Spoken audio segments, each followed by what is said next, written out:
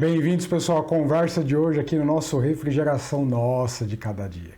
E, cara, tenho que te contar, tem um tesouro escondido ou no seu quintal ou no quintal do seu cliente e você precisa desenterrar esse tesouro.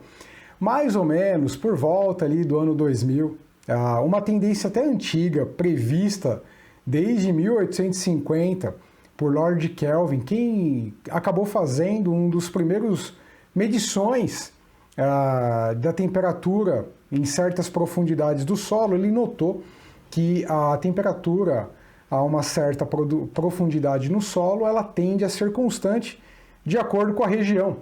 E isso levou um tempo, algumas pessoas fizeram alguns protótipos usando esse recurso e mais recentemente eu comecei a observar relatos técnicos de aplicação prática. Em meados do ano 2000, 2010, isso começou a aumentar, mas eu não tenho visto muito isso aqui no Brasil. Na verdade, o Brasil tem aí um potencial ótimo, porque o nosso solo tende a ter uma umidade um pouco maior e isso beneficia muito. Eu quero dizer que é possível você ter um ar-condicionado de baixo custo energético, cara. E não estou falando de usar a placa de energia fotovoltaica, não, ou mesmo você pode bombear calor utilizando o solo como o destino final do seu calor. Então eu vou te contar aqui hoje na nossa conversa um pouquinho disso daí, tá bom? Então vamos lá? Quero te mostrar aqui logo de cara uma imagem que você não esquece mais agora. Acabou, né? Já acabou a história aqui. Então o que nós temos aqui? Um projeto, né? Um projeto, deixa eu ligar minha caneta aqui. Um projeto de uma casa que ela foi totalmente projetada para quê? Para ter aqui um sistema de condensação enterrado. Isso aqui, meu amigo, é o condensador do ar-condicionado, do climatizador dessa casa aqui. O que eu quero dizer com isso? Eu vou te mostrar dados daqui a pouquinho, mas conforme foi demonstrado, a temperatura a uma certa profundidade do solo, pessoal, ela tende a ser constante. E depende muito da região, né? Em regiões mais quentes, por exemplo, essa temperatura, por exemplo, abaixo de 4 metros de profundidade, eu acho que eu vou até aqui mudar a cor para ficar melhor isso aqui, abaixo de 4 metros de profundidade, a temperatura em certas regiões tendem a variar aí de 9 a 17 graus Celsius. Isso tende a ser constante, depende muito do tipo de solo, né? E nós, queria dizer para você, temos a condição de ajudar nisso, a caracterizar os solos, a caracterizar qual é a melhor profundidade para a tua região. A gente tem aí recursos para ajudar nisso, né? Então, uma das formas de utilizar isso, por exemplo, né? Isso aqui é o condensador. Então aqui sai da descarga do compressor exatamente um condensador. Isso aqui é uma tubulação. Ele montou essa serpentina planar e voltou aqui para o sistema. Então, uma das formas que você pode utilizar é utilizar o sistema convencional, como eu acabei de comentar, onde este condensador aqui é este. Agora, meu amigo, imagina você encontrar uma temperatura de condensação de 17 graus aqui no máximo, cara. Imagina, para quem conhece, sabe o que é isso? O impacto na eficiência energética. Porque veja, meu amigo, para quem não sabe, e tem até um curso que nós temos para quem quer aprender de verdade termodinâmica aplicada em refrigeração, que é o Fundamentos de Refrigeração. Clica aqui ao final do vídeo, já aproveita, compartilha esse vídeo com os seus amigos, propague esse conhecimento, deixa seu like. E no nosso curso a gente ensina muito conhecimento de fato aplicado, usando técnica de verdade, para você projetar sistemas aí muito bacanas. E voltando aqui agora, para quem não sabe, quando você tem uma diferença de temperatura muito grande entre a temperatura de evaporação e condensação, isso aumenta o seu custo energético. É exatamente como bombear água. Se você vai bombear água de uma base até 2 metros de altura para cima, por exemplo, onde está a sua caixa d'água, você tem um custo.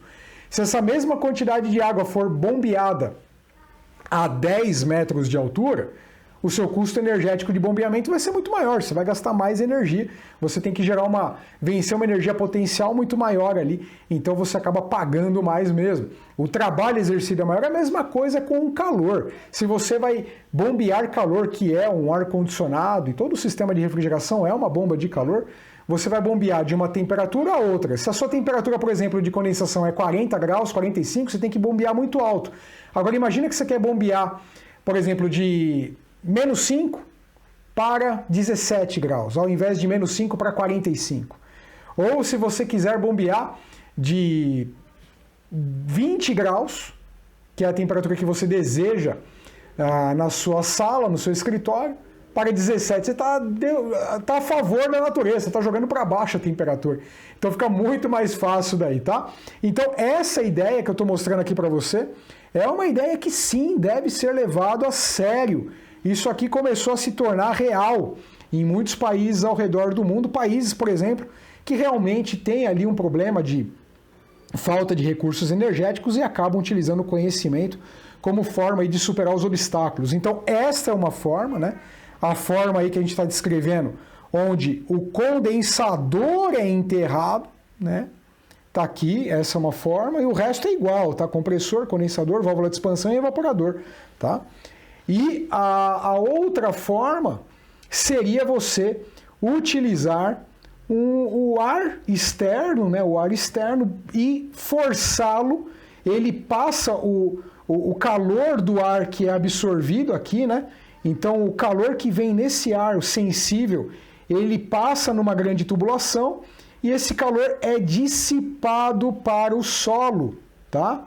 Esse é um trabalho da turma de indianos aqui, publicado em 2016, conforme os nomes, né?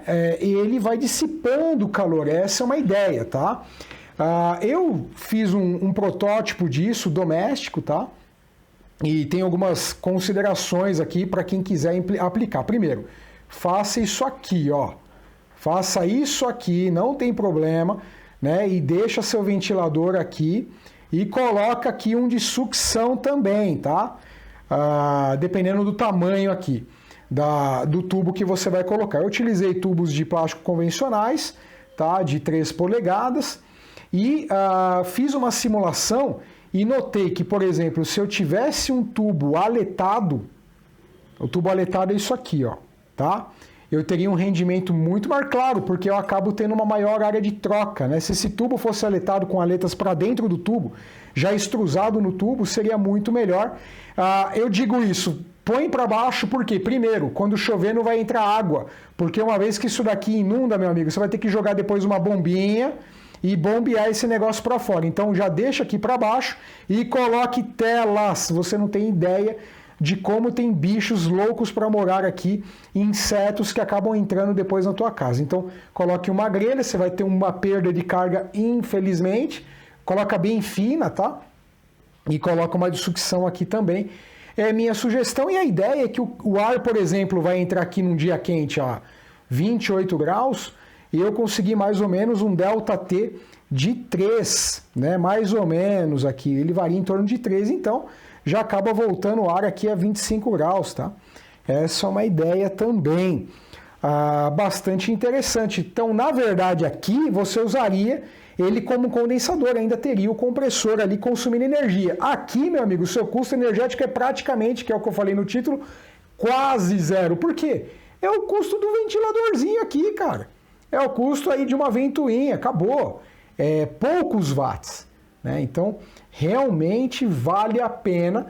Você também tem que projetar algumas ideias para dar manutenção, deixa esse ventilador para cima, pensa aqui nas conexões como é que você vai fazer, tá? É sempre bom pensar na manutenção do sistema também. Então, esse é um sistema muito simples, muito fácil de se implementar em casa, é claro. A gente fez aqui um teste inicial, a gente utilizou aqui 20 metros de comprimento e uma profundidade de 3 metros, né? A gente sabe aí ajudar você a caracterizar qual que seria a melhor profundidade possível, tá? E qual é o melhor comprimento ótimo para o que você quer. Quanto maior o comprimento, mais você vai ter área de perda. E isso é bom, você vai dissipar mais calor para fora, isso é bom, né? Usando um bom tubo, você nem praticamente vai ter perda de carga, né? Mas você sempre quer otimizar custo, e o custo de cavar, fazer o buraco, preparar tudo, realmente é alto, então você precisa planejar algumas coisas aqui antes de implementar isso. Esse estudo aqui de 2013, olha só o que essa galera trouxe para nós. E eles fizeram a seguinte análise. O que acontece com a temperatura ao longo de algumas horas aqui, ao longo mais ou menos de um ano aqui, né, de 10 mil horas, o que acontece ao longo da profundidade. Então, olha só, pessoal, a 50 centímetros de profundidade, a temperatura nas primeiras 1000 horas, porque aqui ele pegou, na verdade, todas as 4 estações do ano, tá? Então, ele pegou as 4 estações do ano e ele fez o seguinte, olha só. Você pega aqui, em torno aqui na parte do inverno tinha 10 graus, pouco abaixo de 10. Depois ficou em torno de 16 graus, depois ficou em torno de 27 graus, depois voltou para 15 e volta para a origem no começo do próximo ano, quando volta para cá, né? Então, a 50 centímetros, meio metro, não vale a pena. A 1 metro, veja que a linha rosa aqui, ela também variou, mas variou menos do que, olha, o ΔT aqui para meio metro foi menor do que para 1 metro. Se você vai aqui a 3 metros, é a linha amarela. Opa, ao longo do ano, olha como o ΔT já foi menor. A 5 metros, olha só o ΔT, foi de 15 a 22 no máximo. Pessoal, a 1 metro, nessa região, ficou de 18 a 20 só. Muito constante ao longo do ano. Conforme você vai aprofundando, conforme você vai aumentando a profundidade Z, a profundidade do buraco que você vai fazer, olha como a temperatura vai tendendo a ficar constante, galera. Olha isso aqui. Esses amigos aqui, ó, na China, fizeram um estudo para 18 graus. Isso daqui foi obtido a 18 metros de profundidade. 18 metros de profundidade. Z igual a 18. Z de profundidade. A profundidade foi 18. Ao longo, olha só, pessoal, de 10 dias aqui, ó, vindo de uma grande variação de temperatura, olha o delta. Parece grande? Preste atenção. Eles mediram em Kelvin, ó, de 290 a 291. Isso aqui, meu amigo, é 17 graus Celsius, mais ou menos meio grau de variação. Meio grau Celsius de variação, pessoal. 17 graus cravado ao longo de 18 metros de profundidade. Isso eles depois mostraram ao longo de todo um ano. Foi uma variação de mais ou menos meio grau.